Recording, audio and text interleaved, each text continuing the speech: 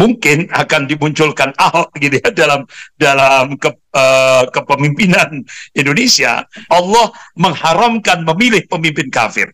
Ini bagaimana plan A yang sudah dimunculkan oleh mafia Taipan dengan Partai Komunis Cina yang ingin memunculkan Ahok menjadi calon pemimpin Indonesia ke depan.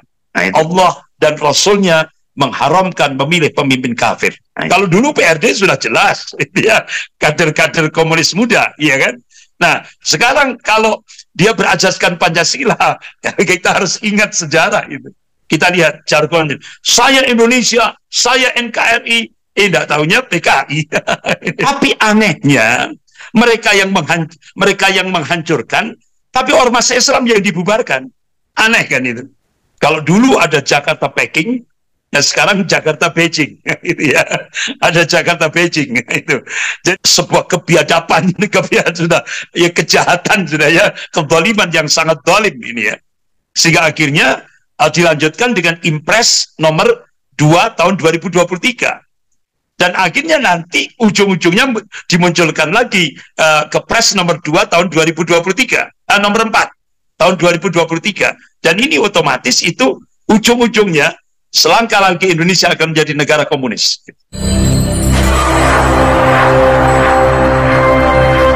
Dan investasi itu kan semacam hutang ya. Ya, skema hutang yang harus ada kewajiban membayarnya. Terutama saat kalau kita mencoba melihat kepentingan geopolitik Cina itu, terutama yang direpresentasi oleh proyek-proyek mercusuan, diantaranya IKN yang diduga atau yang disinyalir sebagai prototipe dari sebuah proyek mega untuk kendali kepentingan geopolitik Cina. Seperti apa, Ustaz, amatan panjenengan saat terkait dengan persoalan ini, Ustaz? Ya, begini. Jadi kalau saya lihat begitu saya melihat realitas di lapangan, memang benar, ya kan? Kita bahkan sampai dari beberapa pengamat militer itu tidak menutup kemungkinan 14 tahun ke depan ini dari pakar-pakar militer itu memprediksi tidak menutup kemungkinan nanti Indonesia itu seperti peperangan dua negara adidaya, Uni Soviet dan Amerika, yang akhirnya Afghanistan dijadikan sebagai tempat untuk peperangan dua adidaya ini, yaitu Uni Soviet dan Amerika. Nah, begitu juga Indonesia itu tidak menutup kemungkinan akan menjadi Afghanistan kedua, jadi peperangan adidaya antara Cina dan Amerika. Nah, itu kalau kita melihat eskalasi ini, kita lihat kemampuan militer ini kan sudah mulai setinggi sekali. Bagaimana Cina membangun kekuatan militernya di kawasan Natuna, begitu juga Amerika. Coba kita lihat ada 15 pangkalan militer yang sudah melingkupi Indonesia, yaitu. Jadi benar-benar ini tantangan terberat bagi Indonesia yang nanti akan menjadi menjadi korban daripada dua kekuatan dunia ini yang tujuan endingnya mereka akan tujuan endingnya satu, tidak ada lain, perebutan sumber daya alam. Dan Indonesia ini surganya sumber daya alam, gitu lah.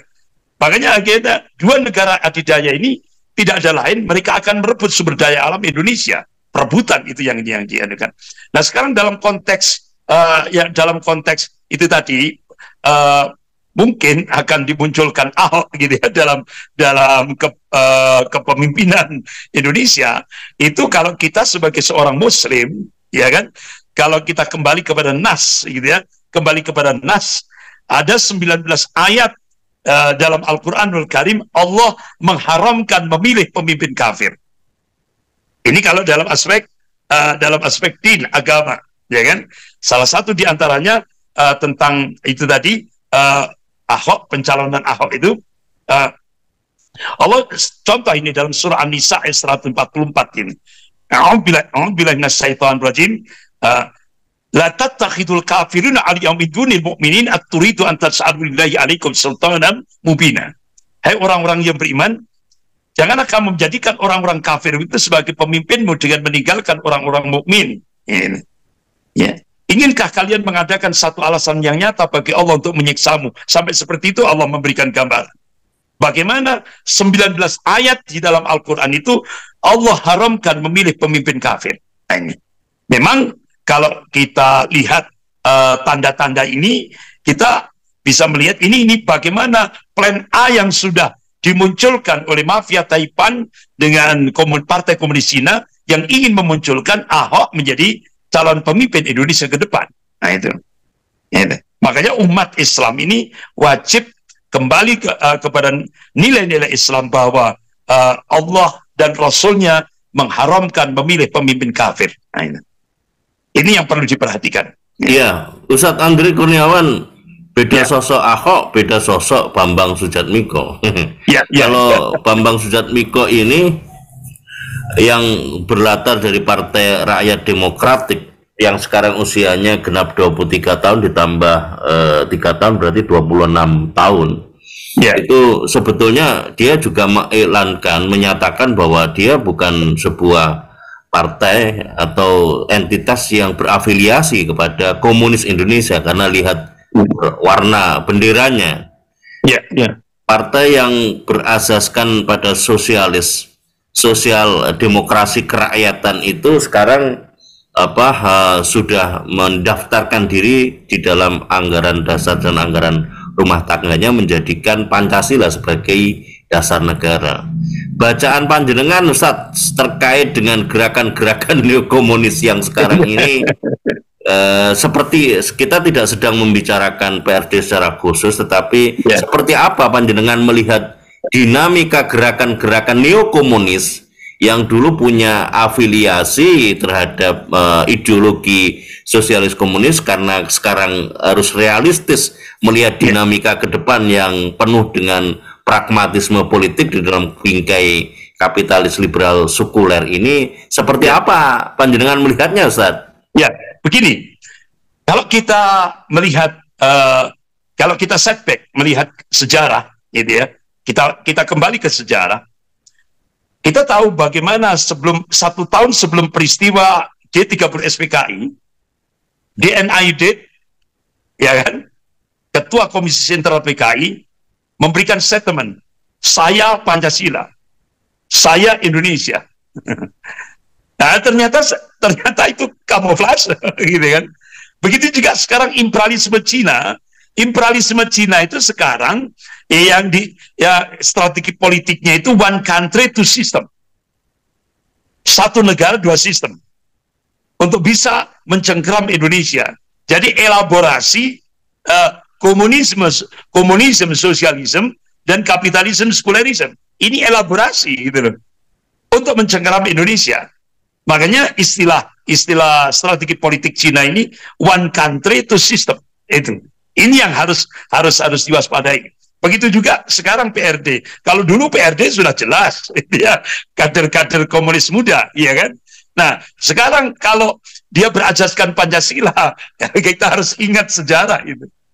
DNID 1 tahun sebelum pemberontakan PKI juga menyatakan saya Pancasila, ya kan. Saya Indonesia. Nah, sekarang coba kita lihat jargonnya. Saya Indonesia, saya NKRI. Tidak tahunya PKI. Ya. Jadi kita jangan sampai tertipu dengan kamuflase gitu ya. Kecenderung sebagaimana kalau kita melihat Ustaz, nama mata uang Cina yang merepresentasikan seperti apa sebetulnya Cina melakukan standar ganda di dalam rangka untuk melakukan politik luar negerinya. Kita akan mengenal mata uang Cina, 2 mata uang, yakni yuan dengan renminbi. Ustaz, kalau melihat seberapa jauh sebetulnya perilaku politik apa yang disebut dengan neokomunisme itu di dalam melihat umat Islam dan ajaran Islam, karena setiap kali mereka yang menyatakan aku Pancasila, aku NKRI, itu justru anti-Islam, justru anti terhadap pejuang-pejuang Islam, Ustaz. Apa yang menjadi catatan panjenengan, Ustaz? Ya, jadi gini, ya, kita bisa melihat ini adalah sebuah strategi sebuah strategi yang kalau bahasa kita, kalau bahasa agama kita, ini munafik. Ini munafik, masuk kategori munafik gitu ya. Jadi coba kita saksikan yang selama ini menuduh umat Islam radikal, intoleran, anti Pancasila, anti NKRI, gitu kan? Itu tuduhan mereka terhadap. Nggak tahunya justru yang menghancurkan negara kesatuan Republik Indonesia mereka sekarang, ya kan? Kita bisa menyaksikan itu. Tapi anehnya mereka yang menghancurkan, tapi ormas Islam yang dibubarkan. Aneh kan itu? Aneh itu. Mereka yang menghancurkan, ya kan? Mereka memberikan tuduhan stigma radikal, teroris, anti NKRI, anti Pancasila. Tidak taunya sekarang rakyat sudah semakin cerdas. Justru mereka lah yang menghancurkan negara kesatuan Republik Indonesia sekarang.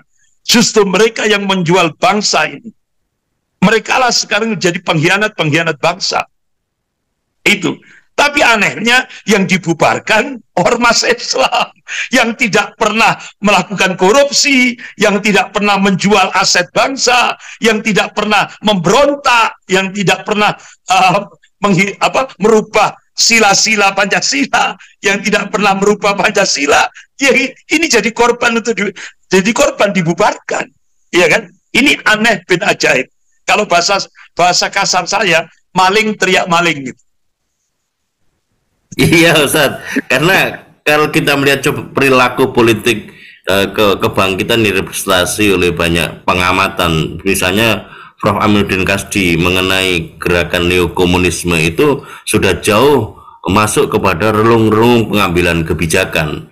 Ya, di antaranya misalnya kepres tentang kemarin pelanggaran HAM berat dari 12 daftar pelanggaran HAM yang ada satu selipan di antara 12 pelanggaran HAM berat itu yang memuat ketentuan 1965 sampai 1966 kalau nggak salah ya. Ya. Dan nampaknya semakin terang pemulihan hak-hak warga negara termasuk politik dan termasuk hal yang lain-lain yang lebih strategis itu sangat nampak setelah diberikan surat keterangan korban pelanggaran HAM berat yang sudah masif dilakukan sebelumnya oleh keluarga-keluarga PKI, hingga kemudian sampai demikian rupa membalik kondisi yang harusnya dikatakan korban menjadi pelaku, yang seharusnya menjadi pelaku menjadi korban. Nah, bahkan kalau kita mencoba melihat kemarin misalnya siapa yang mencoba merekayasa dan memeras Pancasila itu menjadi Trisila dan Ekasila dan memasukkan nomenklatur ketuhanan yang berkebudayaan. Termasuk juga yang menyusun kamus sejarah Indonesia yang masukkan tokoh-tokoh komunis sosialis. Tokoh-tokoh Islamnya seolah dihilangkan. Bukan seolah, memang dihilangkan karena nggak muncul misalnya sosok Mbah Hasyim Asari, Mbah Wahab Hasbullah yang dulu memandegani dan menjadi pemerakasar dari resolusi jihad yang sangat terkenal 10 November 1945 di Surabaya itu. Panjenengan melihatnya seperti apa ini Ustaz?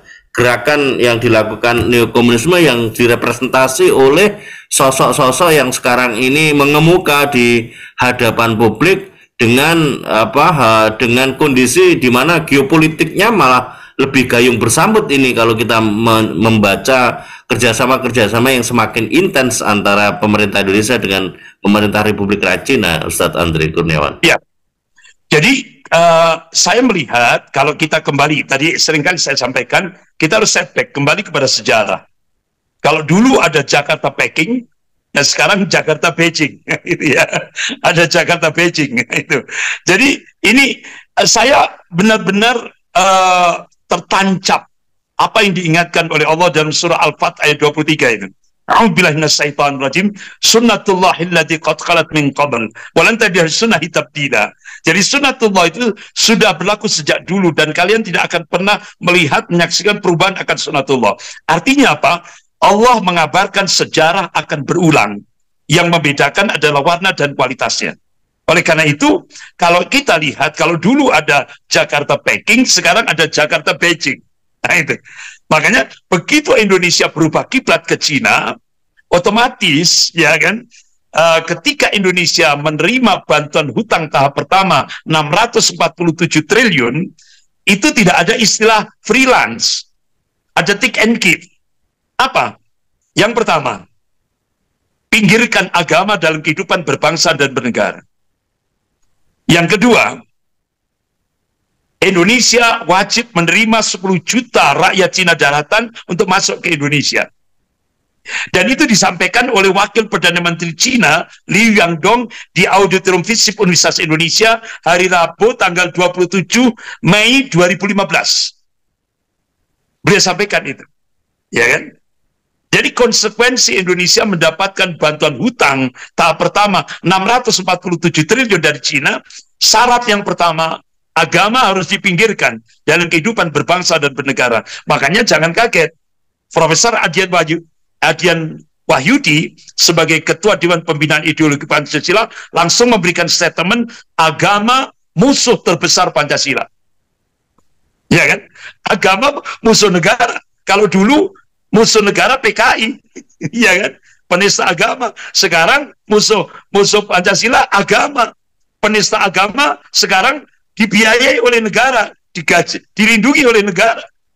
Nah, ini implikasinya besar. Ketika Indonesia berubah kiblat ke Cina, ini implikasinya Hippolytus Budhankam.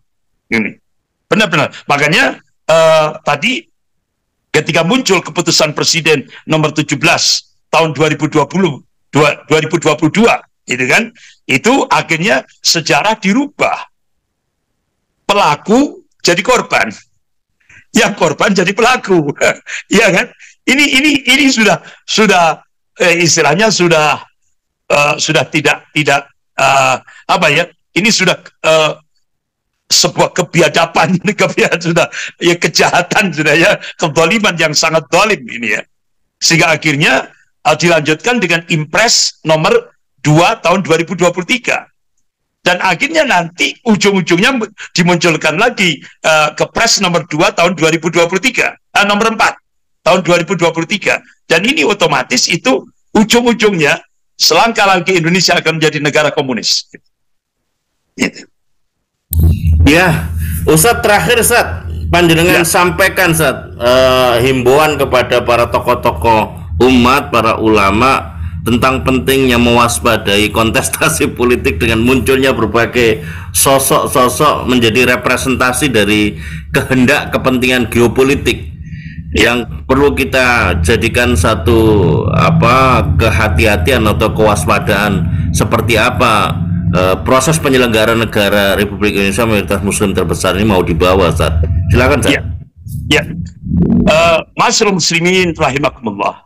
Sebelum saya menjawab pertanyaan tadi itu, saya mengingatkan, begitu Indonesia berubah kiblat ke Cina, muncul sebuah nota diplomatik dengan kode referensi Beijing 1448. Isinya, pemerintah Cina, ya kan, akan melakukan akselerasi, percepatan, menjadikan Indonesia menjadi sebuah negara sekuler. Nah, kalau Indonesia berubah menjadi sebuah negara sekuler, itu entry point untuk bangkitnya komunisme di Indonesia. Nah itu. Jadi, ini yang harus diwaspadai oleh tokoh-tokoh ulama dan kaum muslimin. Oleh karena itu, ketika kita menghadapi Pilpres 2024, umat Islam, tokoh-tokoh ulama, umat Islam harus benar-benar jeli melihat ini. Siapa yang dijadikan proksi, jangan sampai dipilih. Ya. Ini siapa yang dijadikan proksi, gitu ya, artinya boneka, gitu ya, jangan sampai umat Islam memilih. Karena itu pertanggungjawabannya berat nanti di yaumil qiyamah. Karena memilih seorang pemimpin itu masuk wilayah akidah, bukan muamalah. Ini dalam konsep Islam, ya kan? Memilih seorang pemimpin itu masuk wilayah akidah, ya kan? Bukan muamalah. dan nanti akan dipertanggungjawabkan di yaumil qiyamah. Oleh karena itu, pilihlah seorang pemimpin yang kita kembalikan pada nas, kita kembalikan pada Al-Quran dan As-Sunnah, yaitu sesuai standar nubuah, standar kenabian, sidik, amanah, tablik, fatonah. Siapa yang paling mendekati itu? Ya, dan jadikan itu sebagai standar untuk memilih calon pemimpin. Dan sekali-kali jangan sampai ada keterkaitan sedikit pun dengan imperialisme. Nah ini, ya kan? Jangan sedikit pun dengan keterkaitan dengan jangan sampai dipilih. Itulah. Jadi kalau sudah terkait dengan imperialisme, otomatis kalau umat Islam salah langkah lagi untuk ke depan ini, apa yang terjadi di Andalusia bisa terjadi di Indonesia. Ini yang sebagai warning kita. Makanya, ayo umat Islam wajib bersatu, selamatkan negara kesatuan Republik Indonesia. Bagaimana kiatnya? Ayo jihad konstitusional, ya, jihad konstitusional dengan memilih pemimpin ideologis. Saya kira gitu. Iya, terima kasih Ustadz Andre Kurniawan atas pencerahannya di tahun dulu. Ustadz, saya akan mencoba beralih ke Yai